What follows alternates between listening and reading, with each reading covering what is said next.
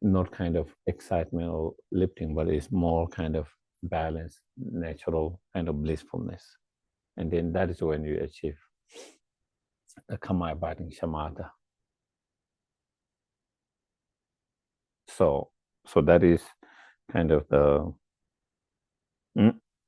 explanations of achieving karma abiding or shamatha from the point of view of 9 stages of meditations. So any questions regarding that?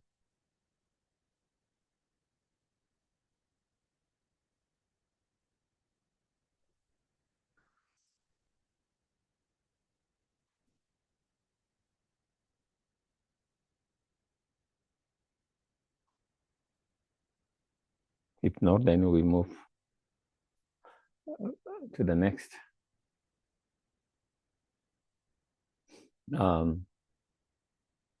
Of course, if someone is serious about developing karma abiding, then there are many conditions that need to be developed. Of course, at the moment we can meditate practice, we can develop our concentrations, we can try to develop sharpening and strengthening our mindfulness, our vigilant introspection mind, our concentrations, and so forth. But unless you have certain environment and you put a certain period of effort, you cannot develop the karma abiding shamatha. Definitely, it doesn't mean you cannot sharpening and strengthen and develop higher level of mindfulness, introspection, concentrations. But when someone is really serious, want to develop concentrations or the karma abiding, then you need to have certain environment, very quiet environment. Not only quiet environment in such time, then you don't even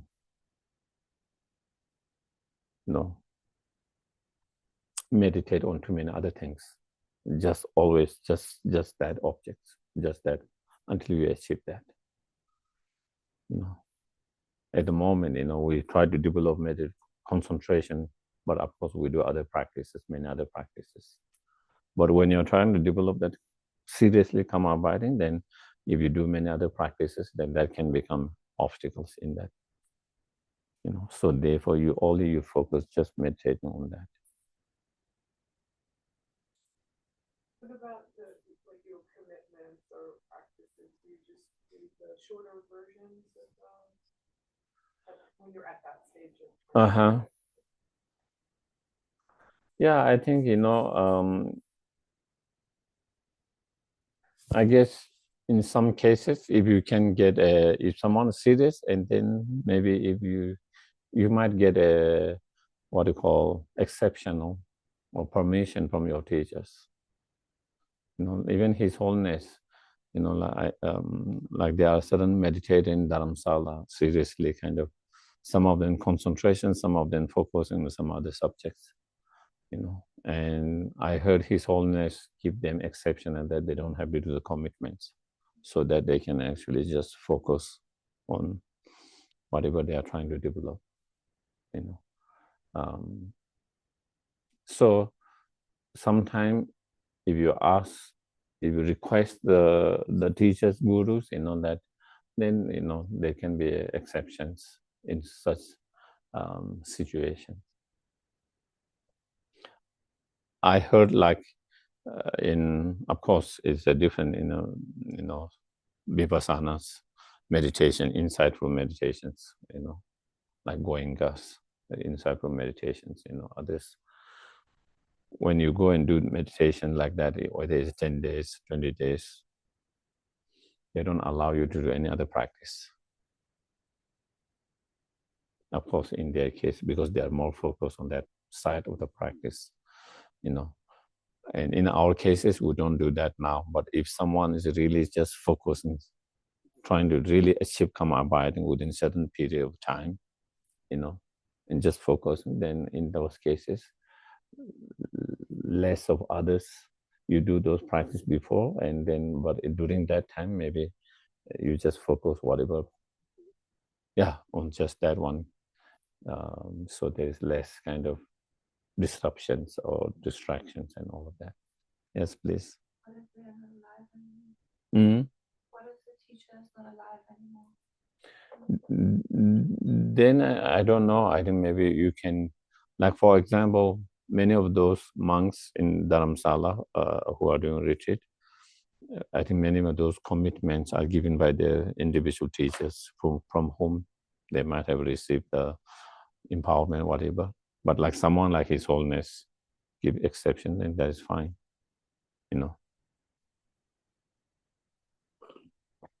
So maybe some other your teachers, gurus, if they say it's okay, then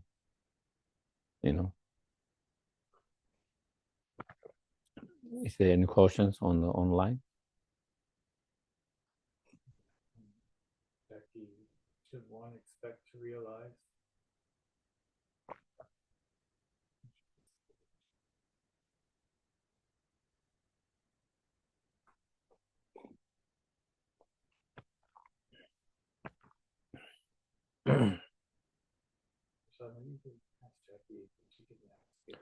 Okay. Hello, Jackie. I think your questions is not complete, I guess. So can you ask the questions clearly? Or write it down? I think it's easier to speak. Yes. Yeah. It just seems like we Westerners are doing it out of sequence. It just seems like, at least ideally, we should be practicing this single pointed concentration before we get into any kind of higher practices. We can't, it seems to me that we can't really achieve anything in the higher practices until we have that, command of the mind. And not to say I'm even, of course, everyone who knows me knows I have issues around practice and concentration. So not talking about me, but I am talking about the general presentation of how we do it in the West. I think it's not only in the West. I think, this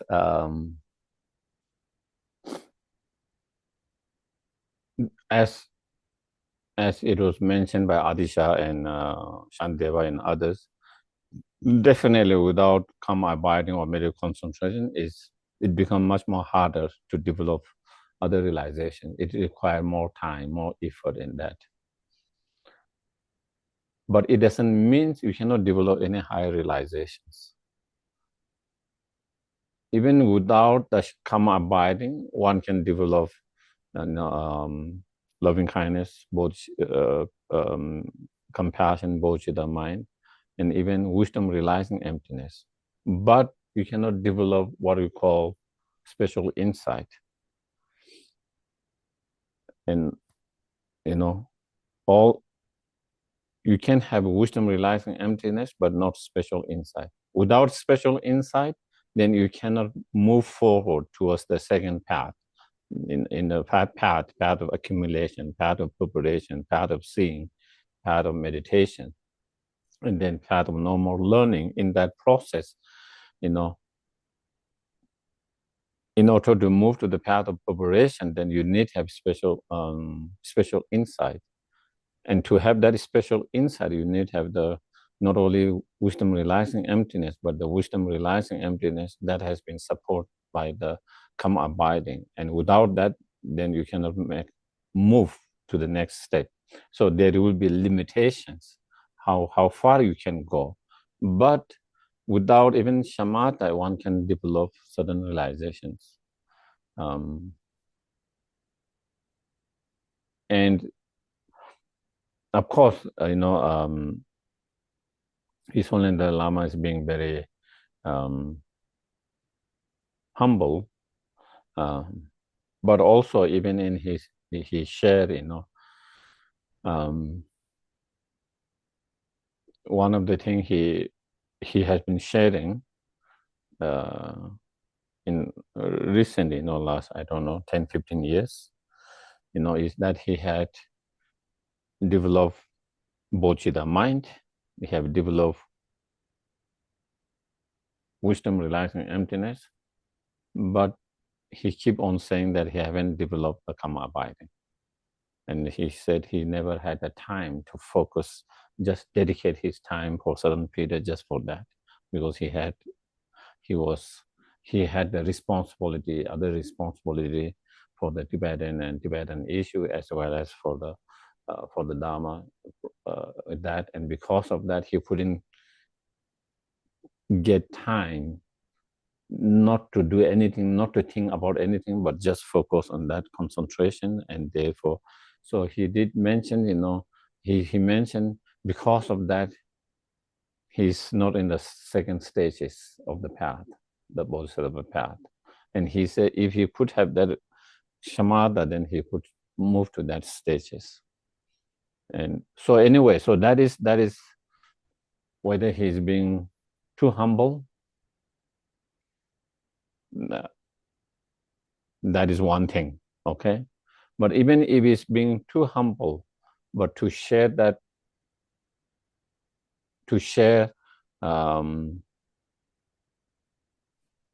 that what you call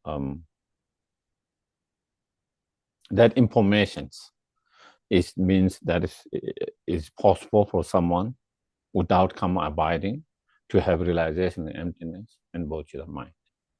And also, if you kind of read all the lamrims and all of that, definitely in lamrim and all other teachings, definitely, and all the early Indian masters' writings, there's clear mentioning that one cannot develop special insight without the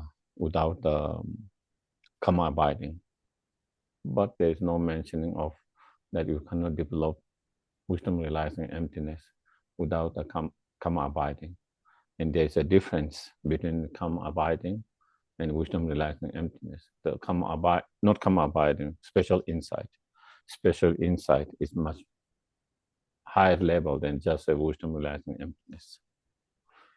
Okay. So on the basis of that, it is possible, but it requires more effort. Because when we do practice, still our minds are not 100%, not distracted and so forth. So therefore, it requires more effort and more time, but it is possible. But even though it's possible, there's a limitation. You can only go in only up to certain path, a certain stage in your path, in your practice. The first path, you cannot. Without that, you cannot go further. The second path of preparation, and path of seeing, third one, the path of meditation, all of that. So that is something that I kind of, and with these cautions, I think this is something that has been kind of come up many times. I've been in the past as well, among those masters and practitioners.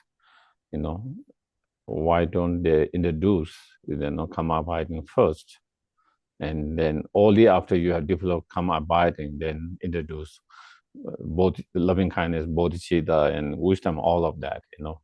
And according to many of the teachers, masters, and Lamrim, they say, to develop karma abiding, depending on individuals. For some, they might be able to develop in certain years, within few years, or maybe even few months, depending on their past imprint, many other conditions. For some, it could take their one whole life. For some, it could take many, many lifetimes. And they say, for someone who takes so much time, maybe one lifetime, and you just focus on just only come abiding, then and if you don't develop that, it feels like your whole life almost some way has been kind of wasted in a way. Instead, if you try to focus on loving kindness, compassion, bodhicitta, or even you don't develop realization, but at least you have the right intention, motivations, whole. Even you don't develop realization with that intention, motivation, you have been able to make all this practice or your life much more meaningful. And therefore, that is why the come abiding come later than before, later and not before loving kindness, bodhicitta, and that. So I think that is one of the reasons they say, because if we know for sure that we all can develop karma abide in 6 months, 3 months, then we can focus on that and then focus others. But for some, it might take whole lifetime, and the whole lifetime we just focus and we never meditate on loving kindness, compassion, bodhicitta, and we never have that opportunity. Then it will be great lost. So I think that is one of the reasons why in Lamrim and also in the practice teaching it come later. Did that answer your questions?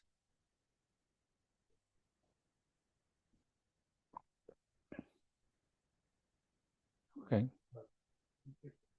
Yeah, it's okay. So then we come to the sixth, the paramita of the wisdom. And as one of the masters says, the paramita, the wisdom, is not only the most important of all 6 paramita, but it is the very heart and very life force of all the paramita. Among 6 paramitas, the wisdom paramita is not only the most important, but is very life force, very heart of all of them. Most important among all of them, even though all of them are important.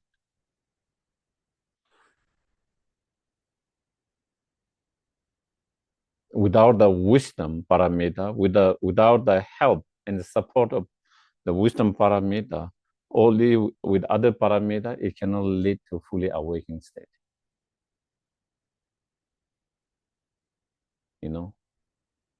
Through just practice of generosity, moral discipline, patience, meditative concentrations, and joyous effort, or even with all 5 of them, you can perfect all of those of practice, you can complete all of that, but you cannot achieve fully awakened state unless those practice has been supported by the paramita of the wisdom.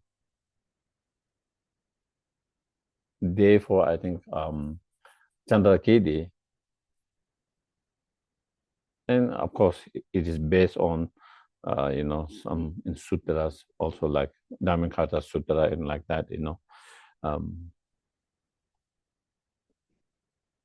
the 5 paramita are like the blind people, and the 6th paramita is the one who has the eyes and who lead all of them. So all 5 they have to rely, in order for them to be able to walk, they have to rely on someone who can see. Maybe nowadays, of course, we have technology and all of that, but in the old time, when you don't have all of that, then they cannot, without the support of someone who can see, to lead them where they need to go. In the same way, to be able to go to the fully awakened state, you need the wisdom to lead all 5 other paramita towards that, to lead to that.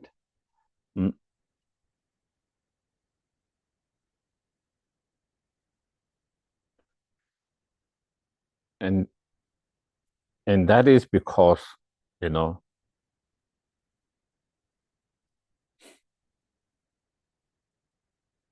as long as we have delusions, as long as we are not free from the delusions,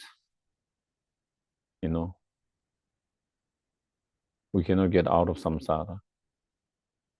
And without getting out of samsara, there's no way to achieve fully enlightened state. Not only fully enlightened, there's not even possible to achieve individual liberations. So to achieve, fully awakened state or fully enlightened state, absolutely we need to be free from the samsara. To free from the samsara, we need to free from the delusions. To free from the delusions, we need to get rid of the root of all the delusions. If you don't go to the root of delusions, you can subside the delusions, make them less active, make them less manifesting, but still is there. Still they will have effect of that. It's like you can cut the branches when it is bothering you, but again it will grow. You can cut it, so it's not the permanent solutions. So to if something bothering you, so then if you cut from the very root, then there's no more arising. Even though when the conditions are there for arising delusion, there's no delusion arises because you have cut it from the very root of that. And all the delusions are very much rooted in the ignorance. The root of all delusion is ignorance.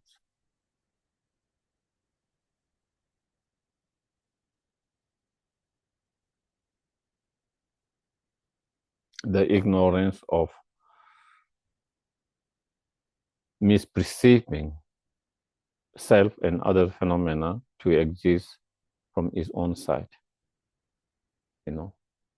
or inherently or from its own side, by itself.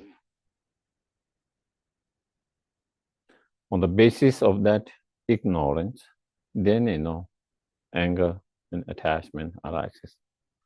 And on the basis of anger and attachment, then many other afflictive emotion arises, such as grudges, resentment, ill will feelings, greediness, jealousy, miserliness, all those delusions, as well as all the fear, worry, fear, all those arises because from all them rooted in that.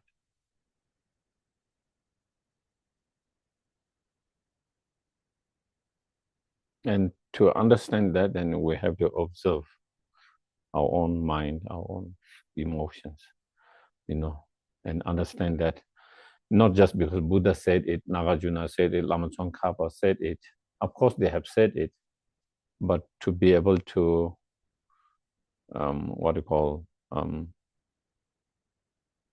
not because they said it, but to be able to understand that that is true with our own personal observations, our own personal.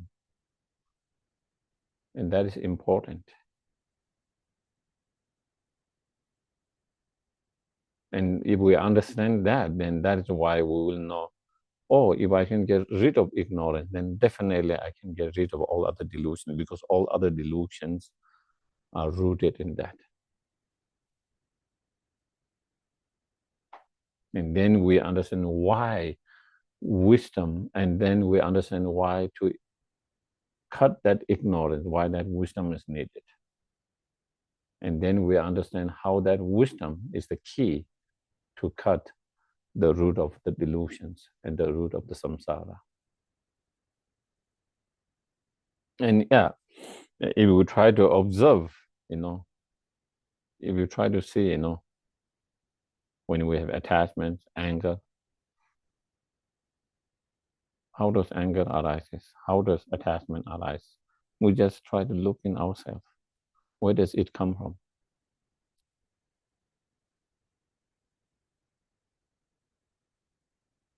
Attachment arises, because we see some objects as something, attractive, meaningful, useful, something that can be helpful, needy, whatever, what we see certain positive qualities in that, certain qualities, attractive qualities, nice qualities. And that is why we feel like I want, that attachment, wanting,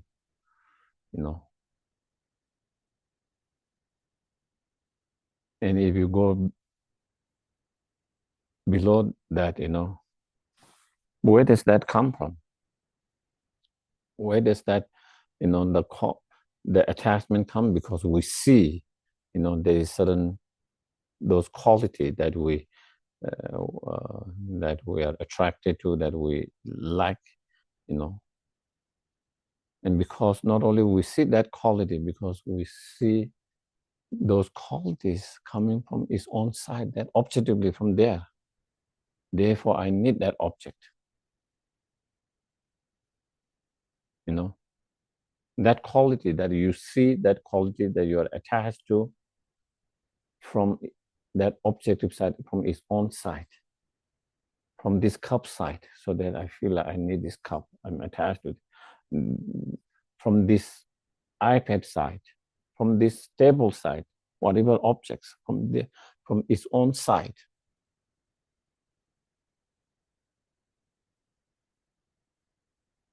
If there is a understanding, realization, even there's nothing that qualities coming from its own side objectively is all in your mind. Then I don't feel like I need that object. I don't feel like I want that object. I don't feel like I need that object. Are we clear? And so it comes because of that believing there is some object from its own side. Not only there's object from its own side, there's those qualities that I'm attached to from its own side, from that objective side, from that object. And so you can see that how that is, the attachments arises because of perceiving certain qualities that you are attached to.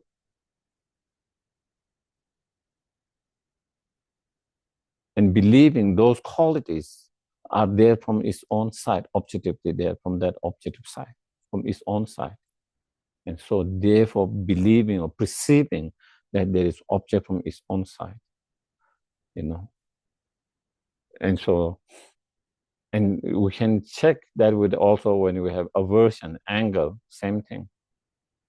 We have anger, aversion, something, because we see something negative qualities, some bad, something negative, something unpleasant, something negative.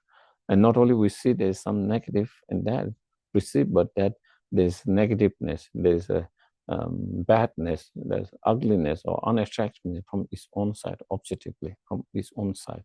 And therefore there's a sense of dislike, aversion, and anger, and wanting to get rid of that object, wanting to, distant from that object. So again, check it out.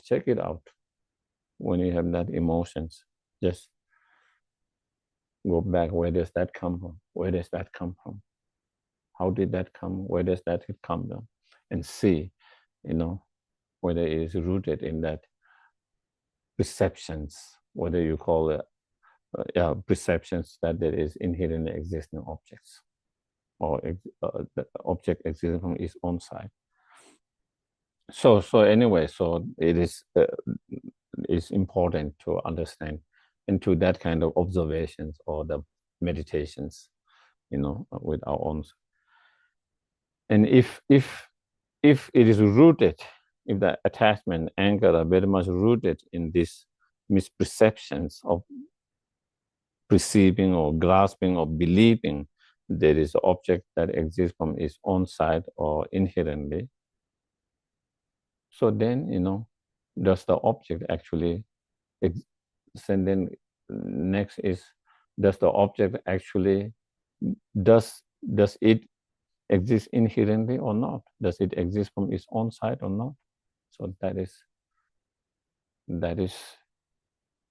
if it exists from its own side, if it exists inherently as it appears and as it perceived to exist, then of course, then it's not a mistaken mind. It's not an ignorance.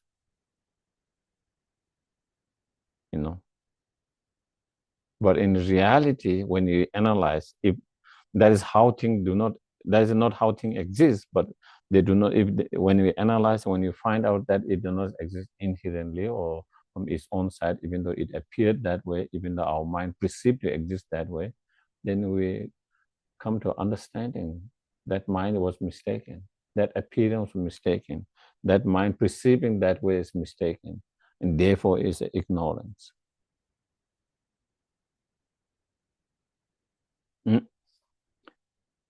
And the mind that perceive through such analyze and examinations, the mind that perceive the self and other phenomena to exist non-inherent existence or empty of inherent existence, empty of existence from its own side, then that is unmistaken mind. That is the wisdom, because that is how things exist, and that mind perceive the way things exist, and the mind that perceive the way things exist, and that mind that perceive to exist opposite of that, they are contradictory. They are contradictory, opposing forces. And therefore, when we develop that wisdom and become more stronger, then we can overcome that ignorance, weaken that ignorance, and eventually overcome that ignorance completely. And therefore, then then you see, oh, it is possible to get rid of those delusions permanently. We are not talking about temporarily.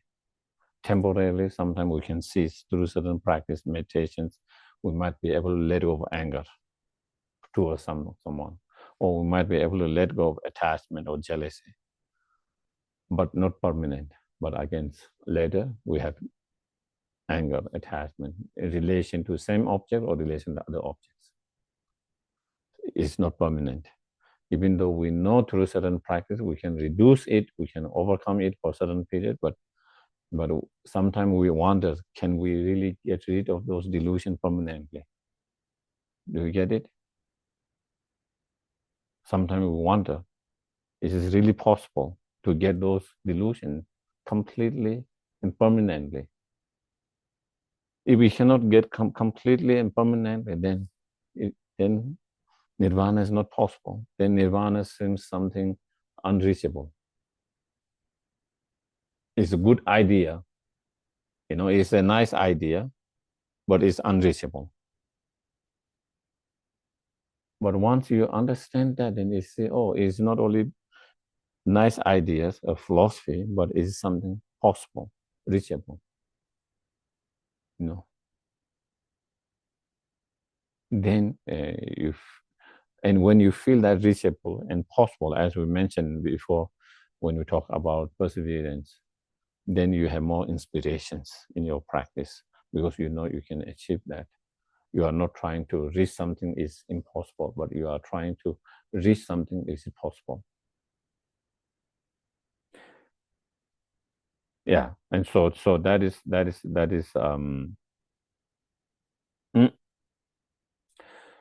and in order to understand, how self and other phenomena are empty of inherent existence or truly existing or existing from its own side, then there are many different, you find many different reason, logics, analysis in the sutras and many of those Indian commentaries by the great Indian Pandit masters, in Arjuna's writings, Chandrakirti's writings, Shandeva writings, all Aryadeva, all of them, so many different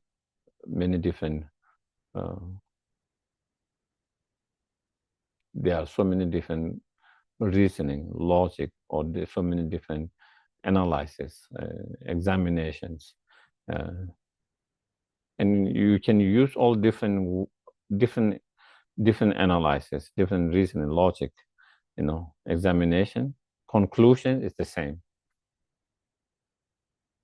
Conclusion is the same. It's like different groups have done different research with different techniques and all come to the same conclusion, same finding. In the same way, of course, certain particular reason logic for certain individual, it makes more sense than others. For some, they struggle with certain reason logic because maybe some of those reason and logic, to really make sense of it, you need to have little understanding of, a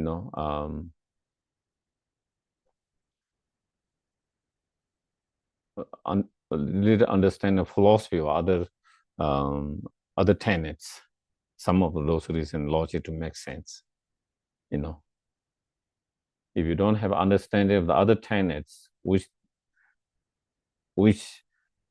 reason logic to establish non-inherent existence is by established by negating the other philosophies where they say is inherent existence. Through negating that, and so to understand that reason, you have to understand their point of view, why they believe that there is inherent existence, and how this Nagarjuna's point of view, how they negate that. Some of them are, you have to have little understanding of that. Without that good understanding, sometimes some of those reason logic, it might be difficult to make sense to us. But some of them is not like that, So, you see certain reason logic, such as in terms of the self, whether it's the one with the aggregate, separate from the aggregates, that kind of reason logics, that you can use that same logic to all other phenomena, whether that phenomena is one with its parts or is completely separate from that part or not. So it is the same logic that you use to all phenomena because they all have parts. So is the objects,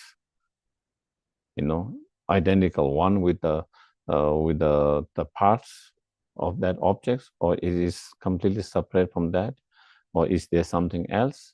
And so that kind of analysis, or the 7 analysis of the chariot, whether it is one, whether it is separate, whether it is possessed by one, whether it is depending on each other's, whether the shape of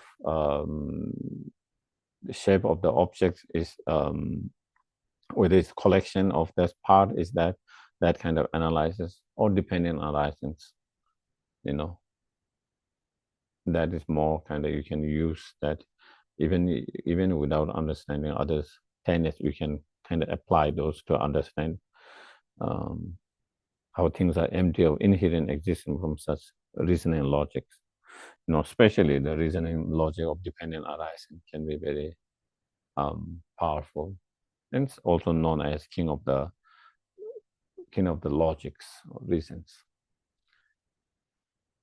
And again, as Aryadeva and Nagarjuna and all they mentioned, if something is inherent in existence, then that means it is able to exist by itself without depending on other factors and conditions.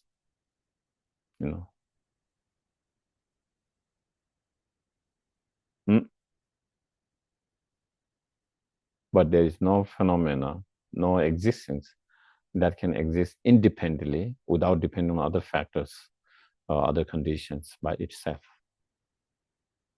Because all phenomena are dependent arisings. There is no one phenomena which is not dependent arisings.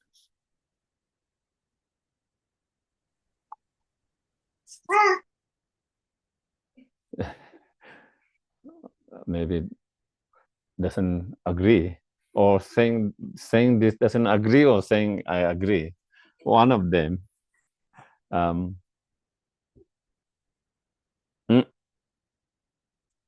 Yeah. And then, how everything is dependent arising in terms of condition phenomena, how everything is dependent on its preceding cause conditions. And all phenomena depending on its parts. Without parts, that object cannot exist as that object. If you take away each part, then there is no more that objects. And that object only exists and only functions by depending on parts that make that objects. So therefore, dependent on life. Not only that, then all phenomena are dependent on the mind or the concept or the thought that impute on the basis of those parts and collections of those parts.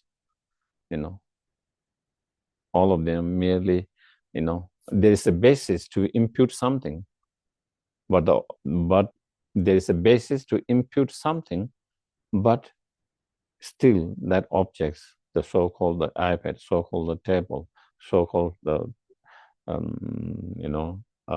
cup, so-called me, so-called you, so-called house, everything is merely imputed. There's nothing more than that, nothing more than that,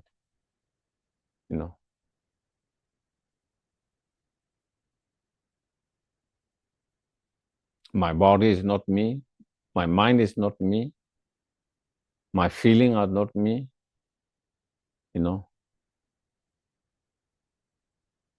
my discriminant mind are not me, my compositional factors mind, other mental factors are not me, my body is not me, but on the basis of those aggregates, so-called me is merely imputed. So-called me or I is merely imputed on those aggregates, which is not me. For the functionings of conventional world, we need that, but ultimately, is something that is merely imputed or something which is not. So the so-called the I or me is merely imputed. And that apply with the chair, table, cup, everything. Each part of those cup is not cup. The bottom is not cup. The what do you call this? Handle is not cup. The each side of them is not. But on the basis of all parts coming together and has certain functionings to hold water, tree, whatever that, there is certain functioning that on the basis of that then is merely imputed. Each of them are not, but they're on the basis of that coming together, the so-called cup is merely imputed, nothing more than that. And so therefore, again, everything is merely imputed depending on the concept, the thought mind that impute that as that object. And so therefore, again, is dependent arisings. And something that is depending on all parts or is the thoughts compute cannot be something,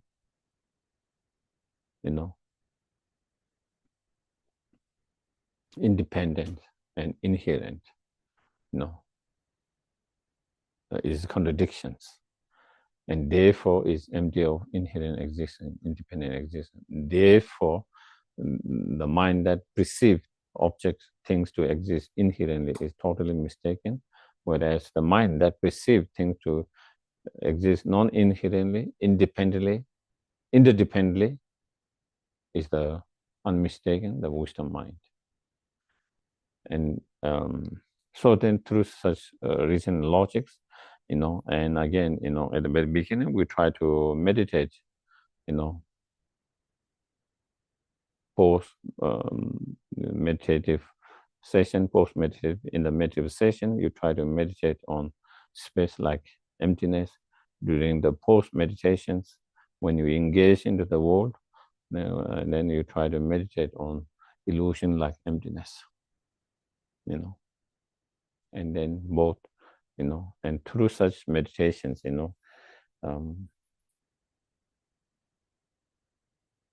of course, at the very beginning, one have understanding with the reason and logic, inference, and then slowly, as we continue to meditate, and and then your mind is more and more refined and more sharp and strengthened, then slowly you have direct realization, which is without any inference.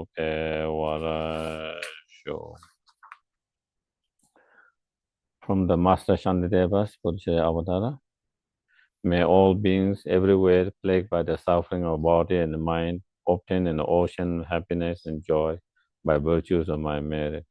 May no living creature suffer, commit evil, or ever fall ill. May no one be afraid or belittled with a mind weighed down by depression. May the blind see form and the deaf hear sound. May those whose bodies are worn with toil be restored on finding repose. May the naked find clothing, hungry find food. May the thirsty find water and delicious drink. May the poor find wealth. Those who weep with sorrow find joy. May the forlorn find hope, constant happiness, and prosperity. May there be timely rains and bountiful harvest. May all medicine be effective and wholesome prayer bear fruit. May all who are sick and ill quickly be free from their ailments. Whatever disease they are in the world, may they never occur again. May the frightening cease to be afraid, and those bound be free.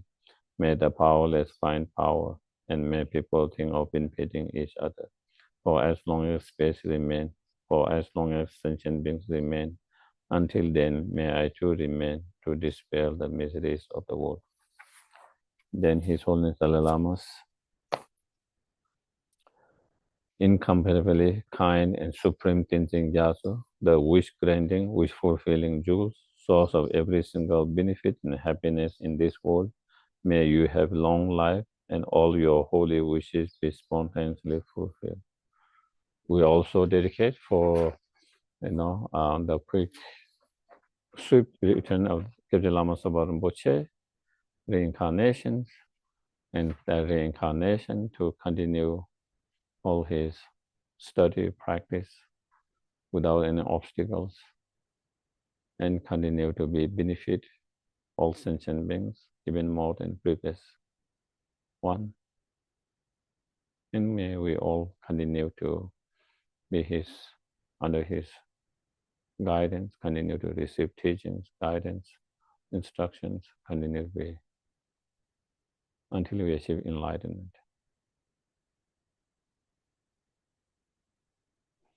Okay, thank you very much, everyone, for your patience and making effort times and all of that. Thank you. Thank you. Thank you. And all who are on Zoom.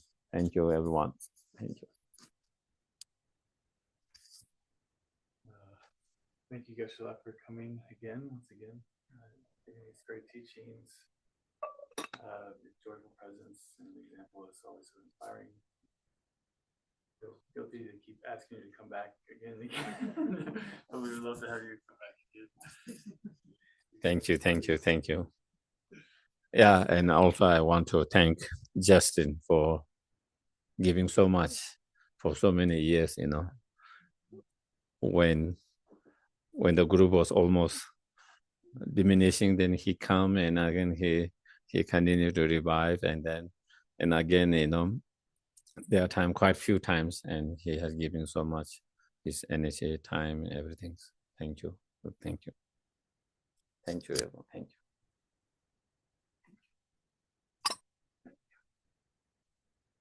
I think I have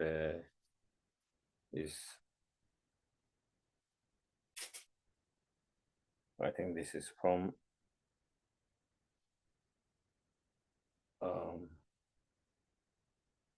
Tissue Rinpoche or something. Tissue Rinpoche is the previous former the highest leader of Gelu lineage, who is also my teacher as well. Thank you.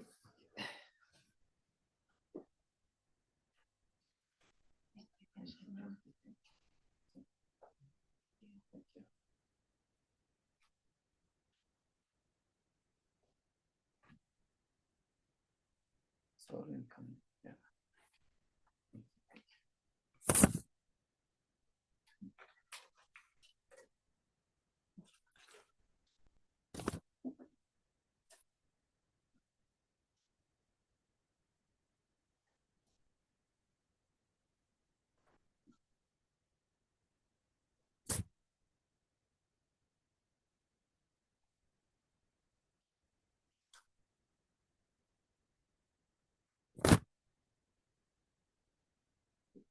Yeah, I don't know, you want to have 5 left,